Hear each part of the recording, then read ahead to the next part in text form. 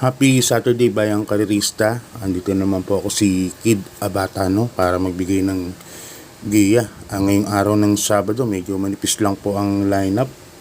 Meron lang po tayong 7 races. Tapos bukas Linggo, 8 races lang. So, at medyo maninipis pa. Siguro, kasi next week may malaking pakarera, no? Yung Silver Cup. Nga maghaharap-harap sila Boss Emong, Jaguar,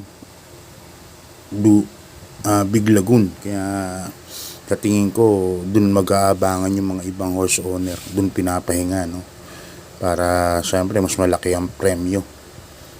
Syempre, medyo magulo karera. Kaya yun, tingin ko dun nag-aabang sila, no? Yung mga horse owner natin. Tapos yun nga kagabi, Friday, naka-perfect tayo pero limado nga 3,000 plus lang binigay, 3,400. So sa mga nakinabang, nanalo din po yung kabayo namin. Thank you Lord, nabigyan ng blessing kahit pa paano may pang maintenance kay Biglang Buhos, no? At yun nga, medyo natuwa naman ako sa pagdadala ni Eco Serrano kagabi. Hindi siya masyadong magulo sa loob ng starting gate nung nilarga. Kasi nakaraan nabas talaga ako, kaya galit na galit ako. Dahil biniyahe ko daw. Alam nyo naman ako, kahit kahit na ano lang premyo, siyempre lagi tayong palaban. Dahil sa tulad ko maliit na horse owner. So yun, thank you na rin po sa blessings Lord. Kahit pa paano nakapagpanalon din. Okay, start na po tayo. Race number 1. 2-year-old and above maiden race. Umpisa na kagad ng winner take ko. Start na ang karera natin. 3 o'clock ng hapon. Sa araw ng Sabado. Dito may 7 runners po tayo, no? At may nakita po ako yung mga galing kila Bayable na lumaban po nung nakaraan linggo. Sila Bill Jordan, Sis Royal. Nandito po. So first case ko rito, number 5, Bill Jordan. Sa rematihin to. Pero dahil nga siguro distansya 1,400, kaya baka mapabor na rin, no? Bill Jordan, minamagaling ng karamihan din po dati yan, eh. Nasabi, yan ang maging kalaban ni Bayable. So, yan ang first case ko. Second case ko, number 2 na rin, Polite Bell. Tingin ko naman siya po ang bandera dyan. Sasakay ni Jackie Uno Hernandez. Okay, bayang karista. Lipat na po tayo. Race number 2. Rating base class 5. 11 points to 15 points. Split group. 1,400 meters. Dito may 6 runners lang po tayo. May nakita po ako mabilis. Pareho. Hang Loose, Iseya. No? Tingin ko naman mabilis ang pacing nitong sigurado itong dalawa na to, si Hang Loose saka si Iseya. Kaya ang kinuha ko deremate, number 5, Early Bird. Tingin ko medyo nag-improve na po ulit ang performance niya. Kaya yan ang first case ko. Ang second case ko, yung makakaabang dun sa dalawang di bandera, yung number 4, Aliana. Yan. Kaya dito sa race number 2, dalawa po ang pili ko, number 5 Early Bird, number 4 Aliana.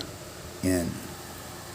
Tapos lipat na po tayo sa race number 3, bayang karerista. Umpisa po ng pick 5 from races 3 to 7 at class 4, 16 points to 21 points.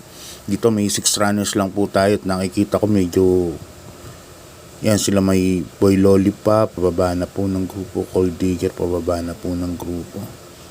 Dito parang nalalamangan po ako talagang sobrang imported po ito, ha. Number 4, Matikas. Lahi po ni California Chrome yata to. Yun, California Chrome yata to, Matikas. Medyo sumobra na baba. Nasa 21 points na lang ng ratings, no? Pag may-ari ni Boss Wilbert Tan, yan, sasakay ni Jackie RC Suson. Yan ang sa tingin kong isa sa medyo angat ng grupo. Ngayon, forecast ako dito Kung forecast ako, si El Mundo na rin, sasakyan ni Jackie Dudong Villegas. Pero ako solo ko na po yan, number 4, Matikas. Parang sobrang baba na po sa laban. Okay, lipat na po tayo sa race number 4, class 3, 40 points to 46 points. Yan. Dito may 6 runners lang tayong nipis talaga ng karera ng natin lineup. Distance natin 1,400 meters. Solohin ko na rin po ito, number 2, Speed Fans. Alam naman na yung sila CB class, yan ang mga kalaban po niyan. Kaya medyo sa tingin ko outclass niya tong karera na to. Although tingin ko bandera this kay story, pero medya milya malamang kapitan na kagad ni Pops Cabalejo to. Ang forecast ko rito, number 1, Prime Billing. Yan. Pero solo ko dyan, number 2, Speed Fantasy. Okay, lipat na po tayo sa race number 5. Bayang Karista, class 4, 34 points to 39 points. Yan, 1 times din po ang karera to. Medyo may kagandahan. Parang imported versus local. Ang imported dito, Late Night Lady at Perfect Delight. Tapos sila Winner Parade, Doms at 7, Success of Time, Stop Grosser, puro mga local, no? Na medyo magaganda rin po ang mga tinatakbo. Winner Parade, Doms at 7, lumalaban din po sa mga local stakes race yan. Doon ako sa dalawang imported, number 1, Late Night Lady, sa ni Jackie Jim El Ciego. Tingin ko na correct na po nila yung sa starting gate nito. Numero 1, Night Lady. Yan ang first case ko. Second case ko, number 6, another imported, Perfect Delight. Sa ni Mark Alvarez. Kaya dyan sa race na yan, race number 5, 6 po ako para sa imported. Okay, lipat na po tayo sa penultimate race. Bayang Karista, class 4, 28 points to 33 points. Dito may 7 runners tayo.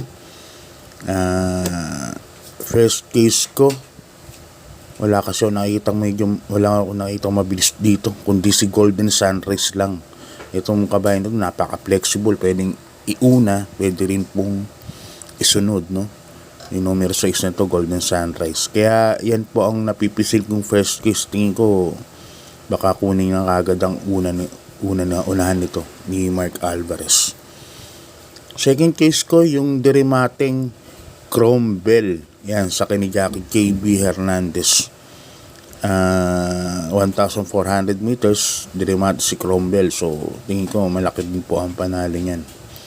So para sa penultimate race, dalawa ang pili ko, number 6, Golden Sunrise. Yan, Mark Alvarez. Second case ko, number 3, Cromwell na rin.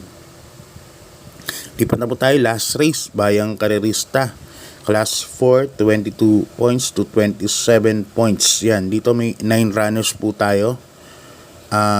Distance natin 1,400 meters. Yan. First case ko, number 9, Sundance. Sasakay ni Jan Alvin Guse. Naniniwala pa rin ako na may buti po ito kahit nakaraan natalo lang to eh. Parang hindi maganda tinakbo. Alam niyo naman po ang kabayo, para pong tao yan. Minsan nasa mood, minsan wala sa mood. Hindi ko rin din sa connection sa parang ganun. So yan ang first case ko, number 9, Sundance. Pagka nilaban ng connection sa tingin ko, malaki po ang panalo yan. Nasa kanidyan Alvin Guse. Second case ko, number 7, Runway 10, Boji Hernandez. Grand Monarch, kalaban niya sa kanto. Magandang protection din po yan, si Runaway 10 para kay Sundance. Kaya dito sa last race, dalawa pili ko na Sundance, number 7, Runway 10. Siyempre ano rin kayo ng mga info, parang ganun, yung mabalitaan nyo, alam nyo naman sa mga group chats, may mga nag-share ng mga information. So tignan natin. Yun, so hanggang dito na lang, Bayang Karista. Sa mga nagpapa-shoutout, pasensya na kayo, medyo gaul tayo sa oras, medyo busy ng konti, kaya maraming salamat sa mga sumuporta sa akin, as Sonar, sa Steve Stores, sa akin, sa inyo, sa inyo.